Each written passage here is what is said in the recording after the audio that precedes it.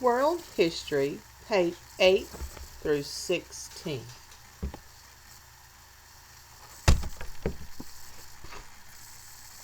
The beginnings of world history. The first pages in most world history textbooks are some of the most difficult to get through. They deal with events in the very distant past for which historians have only sketchy records. Paragraph after paragraph presents impersonal accounts of human-like groups struggling to move their race toward civilization. The Bible's opening chapter presents a very different account of long ago. Genesis 1 through 11 is anything but impersonal. It tells the story of individuals known to us by name: Adam, Eve, Cain, Abel, Noah, to name a few. More importantly, however, these chapters introduce us to history's most important person. This person, too, we know by name: Yahweh, the only true God.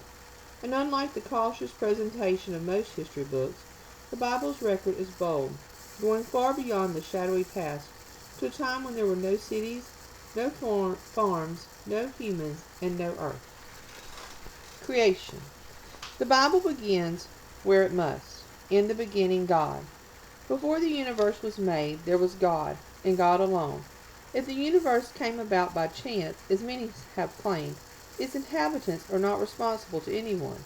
But if the world has been made by an almighty God, as the Bible claims, then this supreme being holds the title deed to every galaxy, every planet, and every human. All are responsible to honor and obey the one who has graciously chosen to let them exist.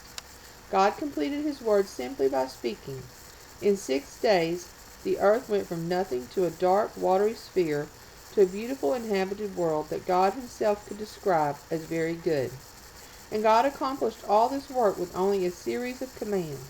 Yahweh's voice of command is more than law. It determines what is and what will be. Although rebels within his creation may seem to triumph, he will in his own time prove to all that he alone is victorious. For he spake, and it was done. He commanded, and it stood fast. The climax of creation, the human race. The climax of God's creative work came after he made the land animals on the 6th day. To that point, all that God had made came into existence with some form of the impersonal command, "Let there be." Just before his final creation, however, God expressed special interest in what he was about to do. Let us make man. Mankind's distinction. The reason for this special interest was that man was to be God's great masterpiece. Unlike the mammoth whales of the ocean, the majestic peaks of the mountains, and the brilliant stars scattered throughout the huge expanse of space, man would be in God's own image. So God created man in his own image. In the image of God created he him. Male and female created he them. The image of God in man is all of the qualities that set humans apart from the rest of creation, and they reflect part of God's own personality. Like God, humans would possess the characteristics of reason, moral consciousness, spiritual desire, sociability, and emotion, to name only a few similarities. By mirroring part of his own being in man's, God set his creature's souls both the desire and the ability to know him intimately. The other creative praise God for the mighty Creator. Man, however, is privileged to praise him for being both Creator and friend. Page 10, Mankind's Purpose. The image of God in man also equipped the human race to fulfill its calling on earth. God did not make humans simply with the ability to fellowship with him. He also made them with a job to do. After making the first man and woman, God told them, "Be fruitful and multiply, and replenish the earth and subdue it, and have dominion over the fish of the sea, and over the fowl of the air, and over every living thing that moveth upon the earth." This first command from God, often called the creation mandate, reveals mankind's reasoning for being. The meaning of the creation mandate. The central command of Genesis 1:28 is the command to subdue the earth by exercising dominion over it. Whether the part in question is a tomato or Niagara Falls, humans are called by God to imagine and implement prudent ways to tame the earth and make it useful. To exercise good and wise dominion requires all sorts of knowledge and skill. Knowledge of science, math, technology, language, and history, to name a few. These areas of human endeavor are not found explicitly in Genesis 1 through 2, but they are implied in the creation mandate. Properly understood, the creation mandate is not a command about fish and birds only. It is the command about pursuing the advancement of culture, the physical and mental environment developed through human thought and labor. Historians who reject the Bible's history usually assert that humans had to evolve over thousands of years before they were capable of changing their environment. The Bible, however, teaches that human management of the environment, one of the leading themes of world history, goes back to our race's first day. At that time, God placed in man's heart the desire and the ability to pursue every aspect of culture. This pursuit was never meant to serve man's selfishness or pride. It was to be God's way of declaring His glory through us. All of creation exists to declare God's glory, but humans are special. The stars glorify God by declaring the greatness of His power and creativity. Humans glorify God by being like Him and imitating His deeds. He is the infinite Lord of the universe. We are the finite lords of the earth. Page 11. The Creation Mandate and Civilization. Central to the study of the world history is the study of civilization.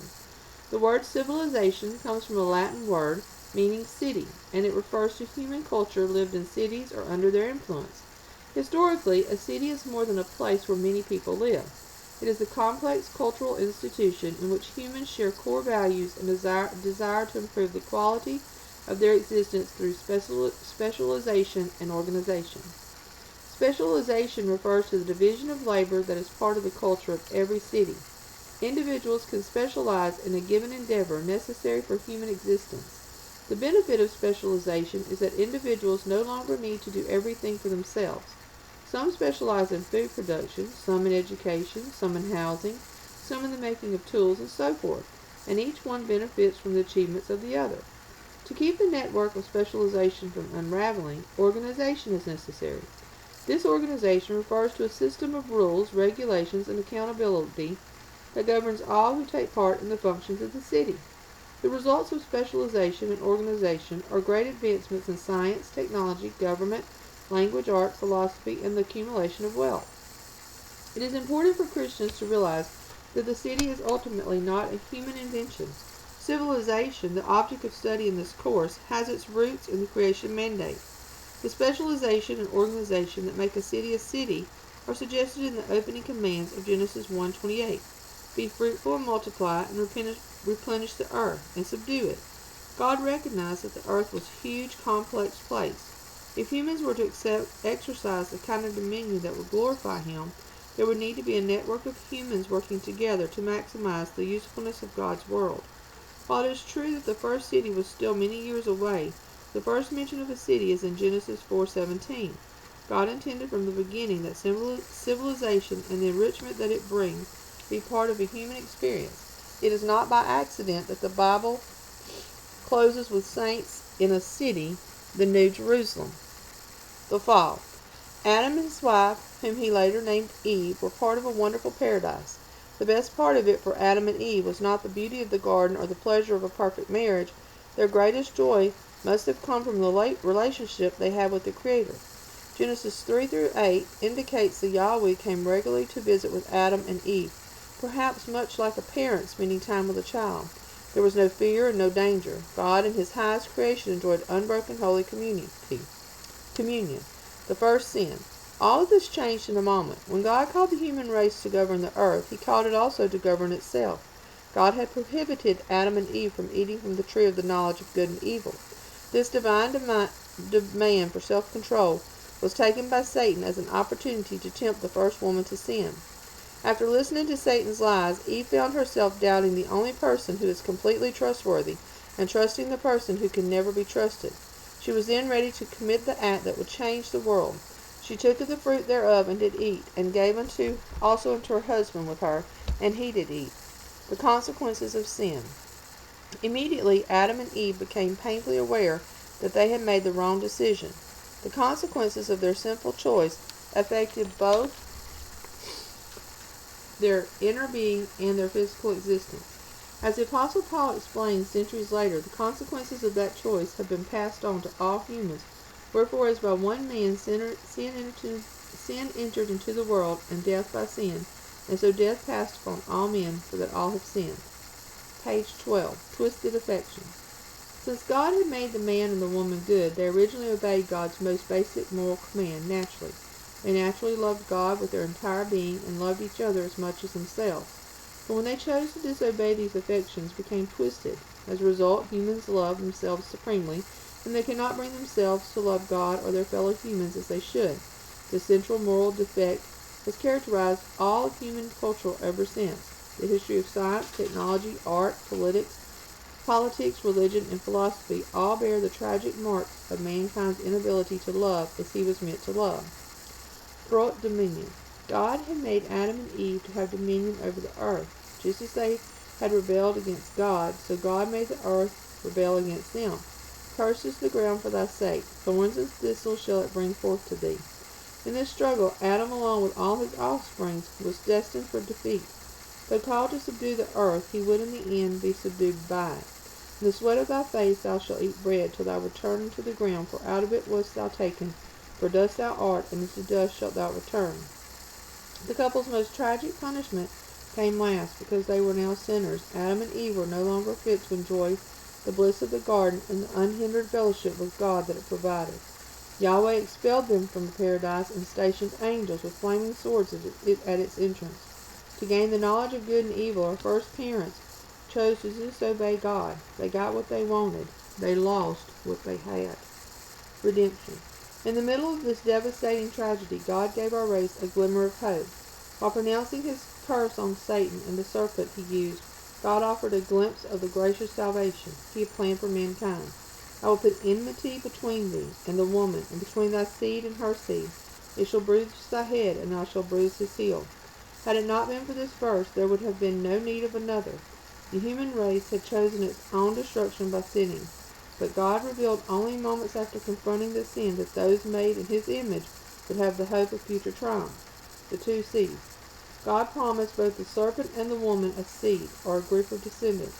Most likely the seed of the serpent is a phrase referring primarily to Satan, but also to humans yet to be born, who would prove to have the same deceptive, God-defying nature that Satan evidenced that day in the garden. The seed of the woman, on the other hand, refers primarily to Christ, but also includes future humans who are united to him in faith. The central conflict of history. Genesis 3:15 is the Bible's thesis statement for human history. Man had been called to exercise dominion over God's creation, but because of sin there would now be two dominions, the seed of the woman and the seed of the serpent. God predicted that these two sins were destined for conflict. Through the long centuries ahead, Satan's offspring would wound the followers of Yahweh many times. Often Satan's bruising of God's people would seem more like fatal blows to the head than injuries to the foot. And at such times, Satan and his followers would seem to go on with no injuries at all. During these periods, and there would be many, the seed of the woman would be able to discern God's working in the world only through eyes of faith. Yahweh had promised victory for his followers, but that victory would be many battles away.